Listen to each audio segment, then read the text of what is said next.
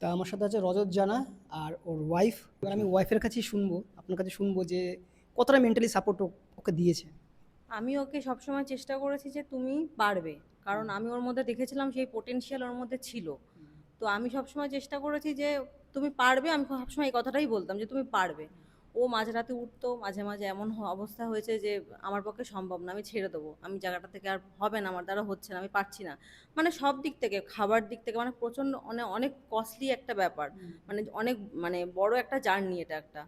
তো আমি বলেছিলাম ঠিক আছে, আমি এমনও হয়েছে যে সব কিছু তো মানে সব কিছু বলা যায় না, মানে আমি সবসময় চেষ্টা করেছি ফিনান্সিয়ালি, মেন্টালি সবসময় ওকে সাপোর্ট করেছি, ইভেন আগামী দিনেও করব।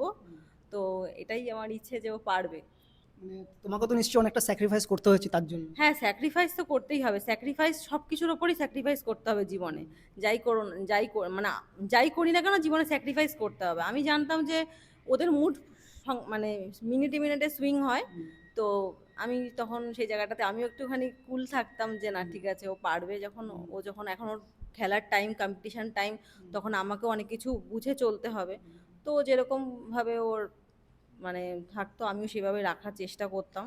তো এটাই আর কি। আর ডায়েটের উপরে একটুখানি যদি অনেকটা ফোকাস করতে হবে তোমাকে, যেহেতু ডায়েটটা তুমি নিজেই বানাও। 12টা করে ডিম, তারপরে চিকেন, 500 গ্রাম চিকেন, তারপরে ফিশ, এগুলো সব আমি করে দিতাম। তারপরে ওই ব্রোকলি সব সেদ্ধ করে সব সব মানে টাইমে টাইম টু টাইমে টাইম আমি ওকে রেডি পেয়ে করে যেত। দিতাম। তো এই সাপোর্টগুলো করেছি আমি ওকে। আচ্ছা। আর তুমি কতটা হ্যাপি যে ওকে পেয়ে? প্রচণ্ড হ্যাপি, কারণ এরকম সাপোর্ট তো মানে সাপোর্ট মানে কি, হয়তো ফিনান্সিয়াল সাপোর্ট অনেকেই করে দিতে পারে, হ্যাঁ, কিন্তু কিন্তু মেন্টালি। মেন্টাল সাপোর্টটাই সবচেয়ে দরকারি, যেটা কিন্তু আমি ওর থেকে অনেকেই না পেয়েছি। এই বডি বিল্ডিং এই প্রফেশনটাকে না মানে সেই হিসাবে না, আরে এত টাকা দিয়ে করছিস, কি লাভ আছে, ক টাকা পেয়েছিস, মানুষ শুধু টাকাটাকেই বুঝে গেল। তার মধ্যে যে একটা কোয়ালিটি আছে, তাই সেটা যে এত একটা আরাধনার জিনিস, সেটাকেই মানুষ প্রায়োরিটি দিল না, এটাই খারাপ লাগে। যে কি হবে এত কিছু করে, কি লাভ। সবসময় কিন্তু এইসবই শুনেছি, আর মানে খারাপ শুধু কথা খারাপ। টাকাটাকেই মানুষ শুধু বুঝে গেছে যে একটা প্লেয়ার, তুমিও তো একটা প্লেয়ার, তারপরে ট্রেনার, যখন ও ট্রেনার ছিল প্লাস হচ্ছে আপনার ইয়েও ছিল, মানে বডি বিল্ডিংও করতো। ট্রেনারটাকে না মানে মনে হয় যেন ইয়ের চোখে দেখছে, মানে মানে একটা কাজের লোক টাইপের। কাজের লোক একদম টাইপের বুঝতে একদম। পেরেছি। হ্যাঁ, ট্রেনার যে একটা শিক্ষক, তার কাছ থেকে যে আমরা ট্রেনিং প্রাপ্ত হচ্ছি, সেই ব্যাপারটাই কেউ দাম দিতে যায় না। মানে ট্রেনার মানে তুমি আমার কাজের লোক, তোমাকে আমি টাকা দিয়ে পুষে রেখেছি, এরকম একটা ব্যাপার।